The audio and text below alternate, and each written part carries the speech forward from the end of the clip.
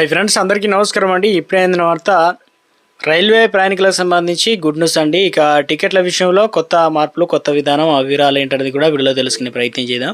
వీడియోని చివరి వరకు చూడండి, అర్థమవుతుంది. మరోసారి ఛానల్ వస్తే తప్పకుండా సబ్స్క్రైబ్ చేసుకోండి. చూస్తున్నారు కానీ లైక్ చేయడం మర్చిపోతున్నారండి, వెంటనే లైక్ చేయండి. వివరాలకి అయితే వెళ్ళిపోదాం. సో ముఖ్యంగా ఇండియన్ రైల్వేకి సంబంధించి భారతీయ రైల్వే టికెట్ విధానంలో పలు సంచలన మార్పులు అయితే తీసుకొచ్చారనమాట. అయితే ఏం చేస్తున్నారంటే రైల్వే కొత్త టికెట్ విధానం ప్రకారం ఇప్పుడు మీరు మీ ధృవీకరించబడినటువంటి టికెట్ను రద్దు చేయడానికి బదులుగా ఇప్పుడు వేరే రోజున ప్రయాణించేందుకు తేదీని షెడ్యూల్ చేసుకునే అవకాశం అయితే ఉంది. ఒకరోజు మనకు వెళ్ళకపోయినా కూడా నెక్స్ట్ రోజు కూడా వెళ్ళడానికి అవకాశం ఇచ్చారనమాట. అంటే మీ ప్రయాణానికి సంబంధించి ప్రయాణ తేదీని మారినట్లయితే టికెట్ రద్దు చేసుకుని వేరే టికెట్ బుకింగ్ చేసుకునేటువంటి అవసరం అయితే లేదనమాట. డేట్ అనేది ఎక్స్చేంజ్ చేసుకోవడం ఛాన్స్ అయితే ఇవ్వడం జరిగింది.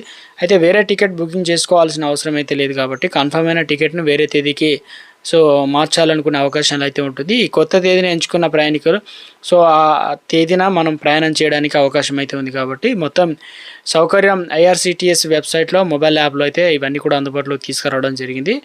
ప్రయాణికులు లాగిన్ అయ్యి తమ బుక్ చేసుకున్నటువంటి టికెట్ల తనిఖీని ఎలా ఉంది అనేది ఎంక్వైరీ చేసుకోవచ్చు. సీట్ల లభ్యత ఆధారంగా కొత్త తేదీలపైన రైలును మరి అదే విధంగా ఎంచుకునే ఆప్షన్ అయితే ఇచ్చారు.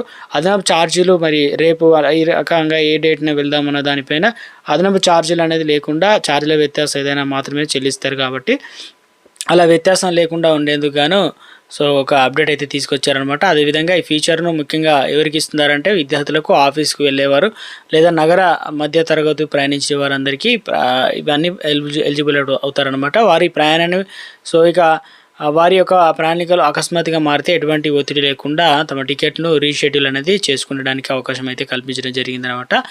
ఇక ఎందుకంటే ప్రపంచవ్యాప్తంగా అనేక దేశాల్లో ఇటువంటి సౌకర్యం ఇప్పటికే ఉన్నాయి.